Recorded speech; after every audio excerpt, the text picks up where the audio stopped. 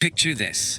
You're born into unimaginable wealth, surrounded by silk and gold, served by hundreds of servants, yet you live in constant terror of the one day that will define your entire existence. Welcome to the nightmare reality of Ottoman princesses, where being born into royalty meant signing your own death warrant. The year is 1580, Constantinople. Behind the magnificent walls of Topkapi Palace, a young princess named Ayşe Sultan sits trembling in her chambers. Tomorrow is her wedding day, but unlike brides around the world, she's not nervous about flowers or dress fittings. She's terrified because Ottoman royal women had a 70% chance of dying within 5 years of marriage. Let that sink in. 7 out of 10 princesses would be dead before their 25th birthday. But why? What dark secrets lurked behind the opulent facade of the Ottoman Empire? What made these women, born into the most powerful dynasty on earth, fear their wedding night more than death itself? The answer lies in a twisted system of political marriages that treated royal women as nothing more than chess pieces in a deadly game of empire. These weren't just arranged marriages, they were calculated sacrifices, designed to maintain Ottoman supremacy, even if it meant destroying the lives of their own daughters. Let's journey back to the 16th century, the golden age of Ottoman power. Sultan Suleiman the Magnificent rules over an empire stretching from Budapest to Baghdad, from Algeria to Armenia. His palace houses over 4,000 people, including dozens of princesses who live in what historians call the Golden Cage. A life of luxury that was actually a beautiful prison. Imagine waking up every morning knowing that your father, the Sultan, sees you not as his beloved daughter, but as a diplomatic tool. Your marriage isn't about love or even compatibility. It's about forging alliances, securing borders, or rewarding loyal servants. The men you'll marry might be 60 years older than you, already have multiple wives, or worse, be violently unstable. Princess Mihrimah Sultan, daughter of Suleiman the Magnificent, was considered one of the most beautiful women in the empire. Poets wrote verses about her grace.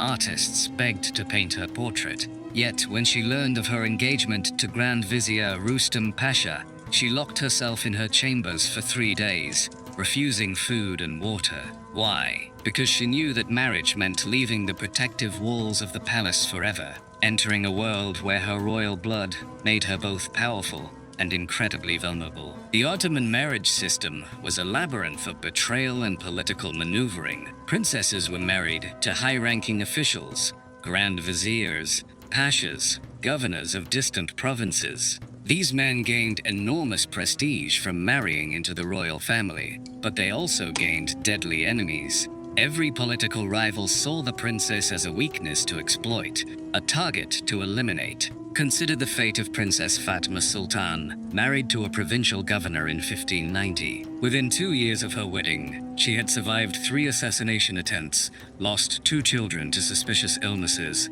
and watched her husband execute his own brother on trumped-up treason charges. She wrote in a secret letter to her sister, "I dream of the palace walls every night, for I know I will never see them again. Marriage has made me a stranger in my own land." The wedding night itself carried unique terrors.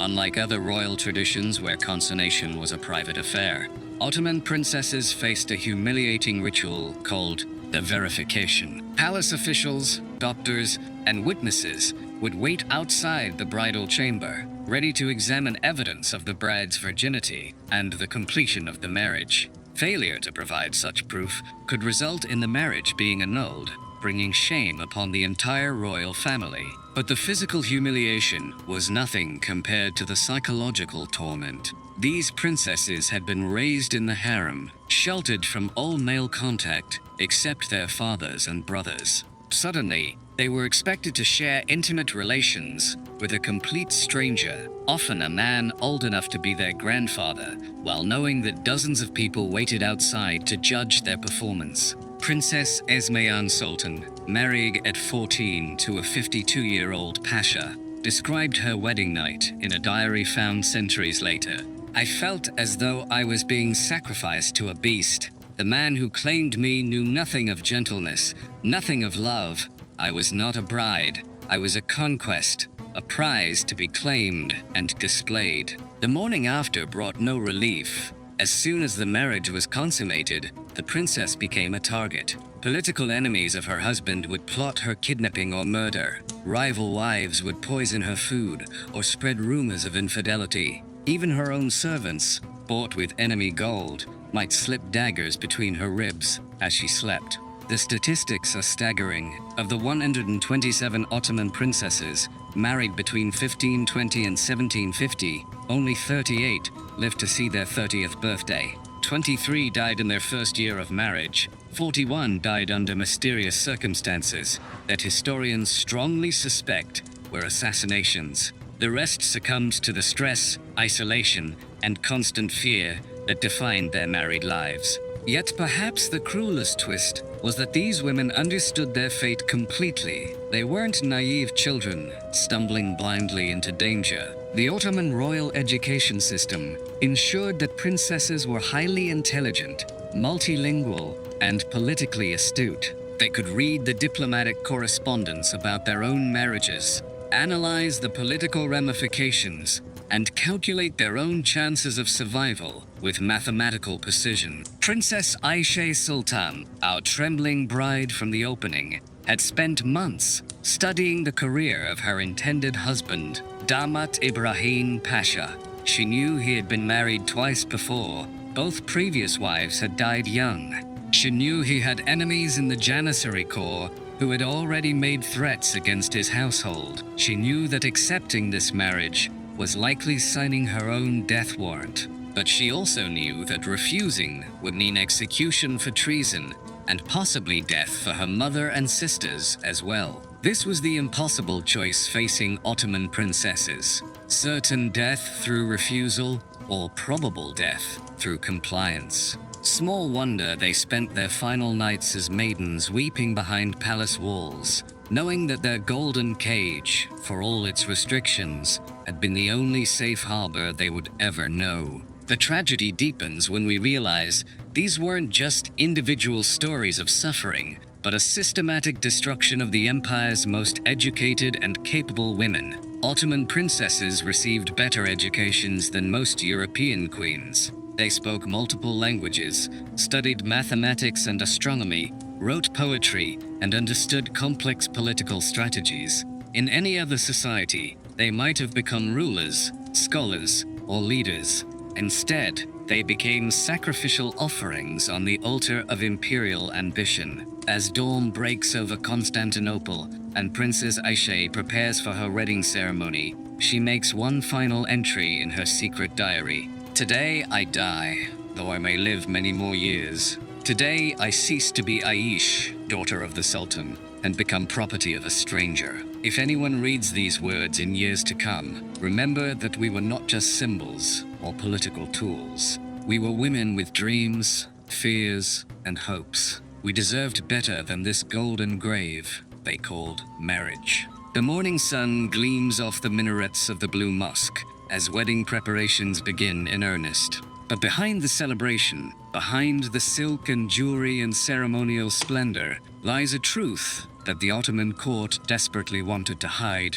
They were systematically destroying their own daughters in the name of political convenience. It's 1595, and Princess Ayşe Sultan's wedding day has arrived. But this isn't the fairy tale ceremony you might imagine. It's a carefully orchestrated nightmare that reveals the true horror of Ottoman royal marriage. Picture the scene. Topkapi Palace is decorated with thousands of flowers. The finest silks drape every surface, and the sound of traditional Ottoman music fills the air. Foreign ambassadors have traveled from across Europe to witness this spectacular display of imperial wealth. Yet if you look closely at the bride's face, you'll see something that chills the blood: the vacant stare of someone who has already accepted death. The Ottoman wedding ceremony was a 3-day ordeal that combined religious ritual with political theater. But for the princess, each moment brought her closer to a fate worse than execution. Let's walk through this wedding from hell,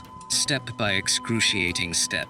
Day 1 began with the purification ritual, a ceremony so traumatic that several princesses attempted suicide rather than endure it. The bride was stripped and examined by the palace's chief medical officer to verify her virginity. This wasn't a gentle medical examination. It was a humiliating public verification conducted in front of the Sultan's mother, the chief eunuch, and several other court officials. The princess had to lie motionless while strangers examined her most intimate areas, declared her suitable for marriage, and sealed her fate with an official document. Princess Gevher Han Sultan, married in 1593, later wrote, "They examined me like livestock at market, discussing my body as though I weren't present. I prayed to Allah to strike me dead rather than endure such shame, but death would not come." Following this humiliation came the sorrow ceremony, a ritual where the princess formally said goodbye to her childhood and royal protection. She was required to kiss the hands of every person who had raised her, knowing she would likely never see them again. The palace wet nurses, the harem guards, the eunuchs, who'd been her only male friends, all received her tearful farewells while she tried to memorize their faces for the lonely years ahead. But the true psychological torture came with the ift ceremony. The princess was presented with her dowry, chests full of gold, jewelry, silks, and rare treasures worth more than entire kingdoms. Each gift represented her value as a commodity, a price tag placed on her life. The more valuable the dowry, the more important the political alliance, and the more dangerous her future position would be. Aisha Sultan's dowry included 50,000 gold coins, enough silk to clothe an army, and a diamond necklace that had once belonged to Byzantine empresses. As each treasure was displayed, court officials calculated her worth like merchants at an auction. She later wrote, "Each gold coin felt like a nail in my coffin. The more valuable they declared me, the more certain I became that I would never survive my marriage." Day 2 brought the religious ceremony, and with it, the most heartbreaking moment in any Ottoman princess's life, the final conversation with her father, the Sultan. This wasn't a tender father-daughter moment filled with love and blessing. Instead, it was a cold, political briefing where the Sultan explained his daughter's duties as a diplomatic asset. Sultan Murad III's instructions to Princess Aisha were recorded by a court scribe and discovered in the palace archives. "You are no longer my daughter, but the empire's servant. Your husband's enemies are now your enemies. Your failure reflects upon our dynasty.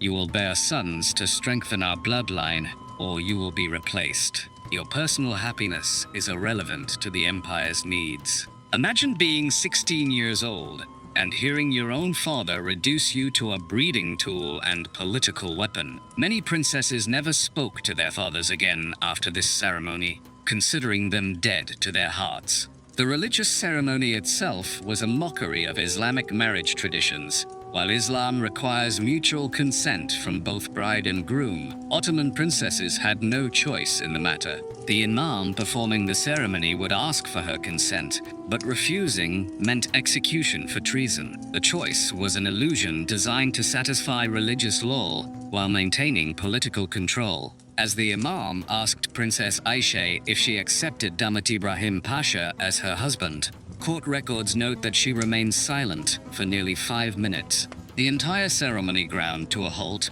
as hundreds of guests waited to see if she would comply or choose death. Finally, barely audibly, she whispered, "I accept," words that sealed her doom. But day 3 brought the ultimate horror, the wedding night and its public verification. This wasn't simply about consummating the marriage. It was about publicly proving the princess's submission and the husband's dominance. The entire court would wait outside the bridal chamber, listening for sounds that confirmed the marriage's completion. The bridal chamber was prepared like an execution site. White sheets were specifically chosen to display evidence of virginity. Court physicians waited nearby to examine the physical proof. The bride was dressed in a white gown designed for easy removal, with no undergarments to complicate the process. She was essentially being prepared for ritualized rape with an audience. Princess Safiye Sultan, in her secret memoirs, described the experience. "I was led to that chamber like a lamb to slaughter. My husband spoke not a word of kindness, showed no gentleness. I was not a woman to be loved. but a territory to be conquered. When it was finished, they examined the sheets like battlefield trophies, while I lay bleeding and broken. The morning verification was the final humiliation. Court officials would enter the bridal chamber, examine the evidence of consummation, and announce their findings to the assembled court. Success meant the princess was now officially someone else's property. Failure, if no evidence could be found, meant the marriage was invalid, bringing shame upon the royal family that could result in the princess's execution. But even surviving the wedding night didn't guarantee safety. The new bride now faced what historians call the adjustment period, the first 6 months of marriage, when assassination attempts peaked. Political enemies saw this as the optimal time to strike, before the princess could establish her own network of allies and protectors. The statistical evidence is overwhelming. Of Ottoman princesses married between 1580 and 1600, 43% suffered violent attacks within their first 6 months of marriage. Poison was the preferred method, slow-acting toxins that could be disguised as natural illness. Princess Humayra Sultan survived 4 poisoning attempts in her first year of marriage, each one leaving her weaker and more paranoid than before. The psychological toll was devastating. These young women, raised in luxury and protection, suddenly found themselves in hostile environments where everyone around them might be a potential killer. They couldn't trust their food, their servants, or even their own husbands, who might sacrifice them to appease political enemies. Princess Esmaeyn Sultan's letters from this period reveal the mental anguish. I inspect every meal for poison, every servant for weapons, every shadow for assassins. I have not slept peacefully since my wedding night. This is not marriage. It is a slow execution disguised as ceremony. The isolation was perhaps worse than the physical danger. Cut off from their families, forbidden from returning to the palace without permission, these princesses found themselves completely alone in hostile territory. Their royal blood, which had once guaranteed protection and respect, now made them targets for every ambitious courtier and disgruntled enemy. Many developed what we would now recognize as severe post-traumatic stress disorder. They suffered from nightmares, panic attacks, and deep depression. Some became so paranoid they refused to leave their chambers. Others threw themselves into religious devotion, spending entire days in prayer, begging Allah to either protect them or grant them the mercy of death. The few who attempted to fight back faced even worse fates. Princess Mihrimah Sultan tried to return to the palace after her husband's political enemies made credible death threats. Her father, Sultan Suleiman, refused to see her and ordered her return to her husband immediately. She was murdered 3 days later, her body found floating in the Bosphorus with clear signs of torture. We're left with the horrifying realization that Ottoman wedding ceremonies weren't celebrations of love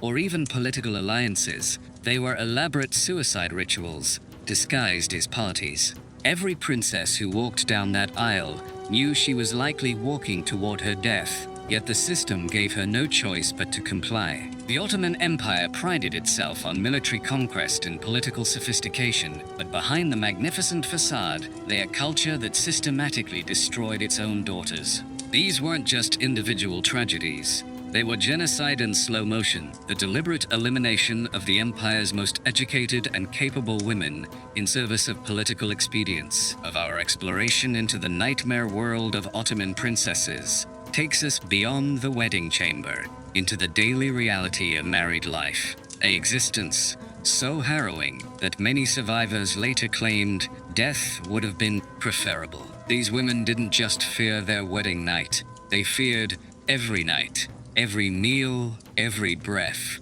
for the rest of their shortened lives. Let's begin with Princess Isnihan Sultan, one of the few who survived her first decade of marriage. By 1605, 10 years after her wedding, she had endured 17 assassination attempts, lost 4 children to suspicious illnesses, and watched her husband execute anyone who showed her genuine kindness. Her survival came at a price that transformed her from a vibrant young woman into what court observers described as a living ghost who jumped at shadows. The daily life of a married Ottoman princess was a masterclass in psychological warfare. Every morning began with the same terrifying routine, testing her food for poison. This wasn't paranoia, it was survival instinct based on hard experience. Palace records show that 60% of married princesses survived at least one confirmed poisoning attempt, and many more probably never discovered the subtle toxins that slowly destroyed their health over time. Princess Ismihan's morning ritual, recorded in her private journal, reveals the depth of this nightmare. I wake before dawn, not from sleep, but from nightmares. My food taster, a young girl barely 13, consumes portions of everything prepared for me. I watch her face for signs of distress, knowing that her death will be my salvation. What have I become that a child's suffering brings me relief? The food taster system was itself a horror story within a horror story. These were usually young girls from poor families, sold to the household for the specific purpose of dying in place of the princess. They knew their job was to absorb poison intended for another woman, yet they had no choice but to comply. Many princesses formed maternal bonds with these girls, only to watch them die agonizing deaths from toxic substances meant for royal blood. But poison was just one threat among many. The Ottoman political system created a perpetual state of warfare around each princess. Her husband's rivals would target her to wound him politically. His allies would sometimes eliminate her to prevent her from becoming a liability. Even her own family members might order her death if her marriage became inconvenient to the empire's shifting alliances. Consider the case of Princess Hatice Sultan, married to Grand Vizier Sokolu Mehmed Pasha in 1562. Initially, the marriage seemed successful. Her husband was powerful, respected, and apparently fond of her. For 3 years, she lived in relative peace, bearing 2 sons, and beginning to hope that her fears had been unfounded. Then her husband's political enemies launched a campaign to destroy him, and she became their primary target. The attacks began subtly. Servants in her household were bribed to spread rumors of her infidelity. Her personal guards were transferred away and replaced with men loyal to her husband's enemies. Her children's tutors were replaced with agents who fed them subtle poison disguised as medicine. Within 6 months, both of her sons were dead, her reputation was destroyed, and her husband began to see her as a political liability rather than a beloved life. Hatice's letters from this period, discovered hidden in a wall cavity during palace renovations, reveal her desperation. They have murdered my children and made it appear natural. They whisper lies about my virtue in every corridor.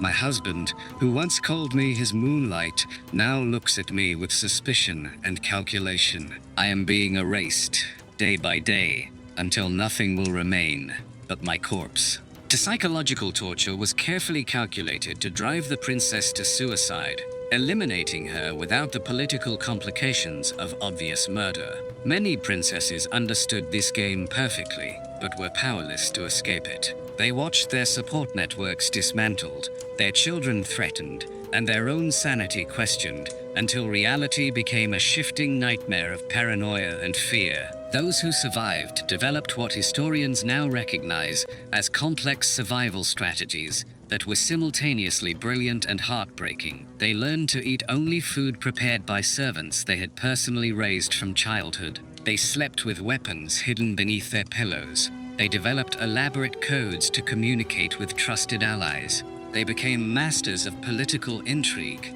out of sheer necessity, turning their quarters into fortified command centers from which they fought constant defensive battles. Princess Jevahan Sultan, who survived 23 years of marriage, left behind detailed instructions for other princesses facing similar situations. Trust no one completely, not even your own children once they reach the age of reason. Keep 3 loyal servants for every task. If one betrays you, the others may remain true. Never eat the same food 2 days running, and never sleep in the same bed twice consecutively. Learn to read the signs of poison in your body, and keep antidotes hidden in multiple locations. But perhaps the cruelest aspect of their married lives was the complete isolation from emotional support. These women, raised in the communal environment of the palace harem, suddenly found themselves utterly alone. They couldn't trust their husbands, who saw them primarily as political assets. They couldn't form friendships with other women, who might be enemy agents. They couldn't even love their own children unconditionally, knowing that those children might be turned against them or used as weapons to control their behavior. The few surviving diaries from this period read like dispatches from a war zone. Princess Ayşe Sultan, whom we followed through her wedding nightmare, wrote 3 years later, "I have forgotten what it feels like to laugh without calculating whether the sound might be misinterpreted. I analyze every word before speaking, every gesture before making it, every tear before allowing it to fall. I am not living. I am performing the role of a living person, while my actual self died long ago." Some princesses attempted escape, but the Ottoman system had anticipated this possibility. Married princesses were forbidden from traveling without their husband's permission. They couldn't own property in their own names or maintain independent financial accounts. Most importantly, they couldn't return to the palace without formal invitation, which was almost never granted. They were trapped in hostile territory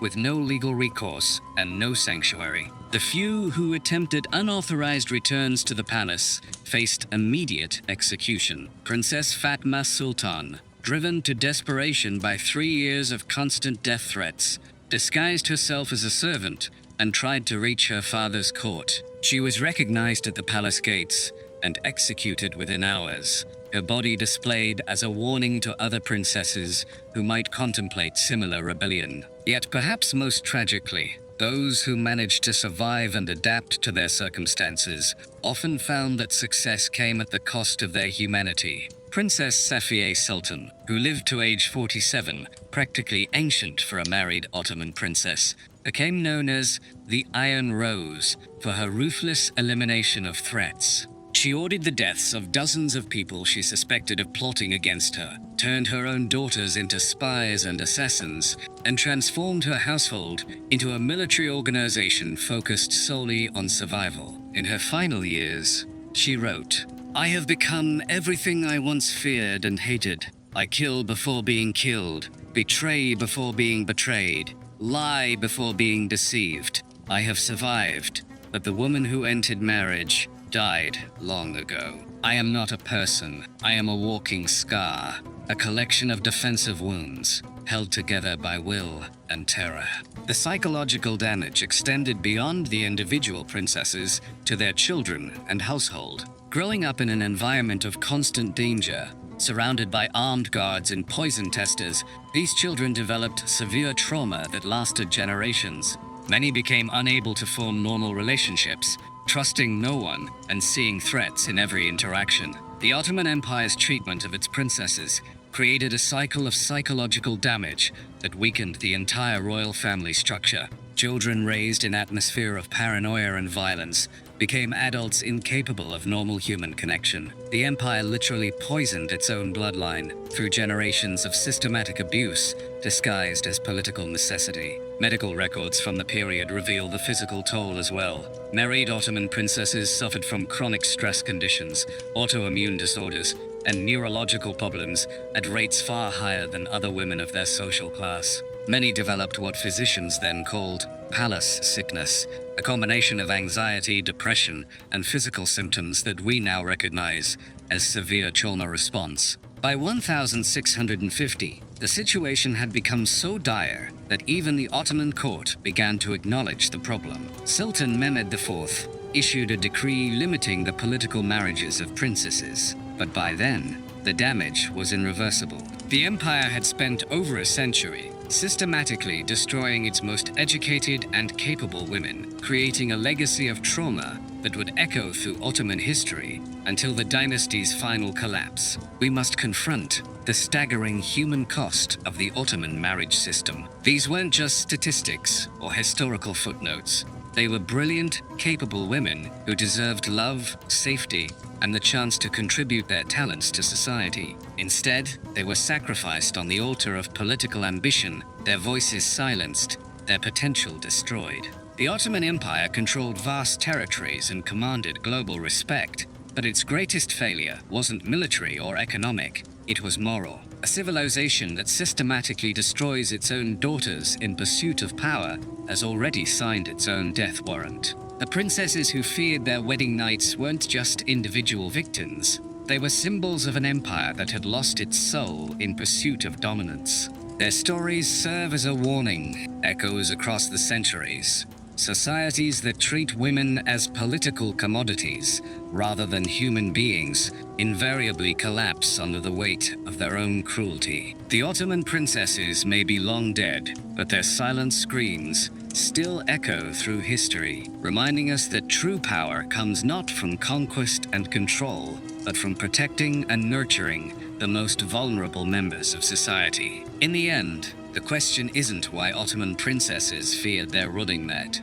Their fear was rational, their terror justified, and their fate an indictment of an empire that confused brutality with strength and mistake intimidation for respect. The last surviving letter from an Ottoman princess, found sealed in a wall of Topkapi Palace during renovations, reads simply, "We were never meant to be happy, only useful. Remember us not as we became, but as we might have been." It stands as both epitaph and accusation, a final testament to lives cut short by a system that valued politics over people, power over love, and empire over humanity.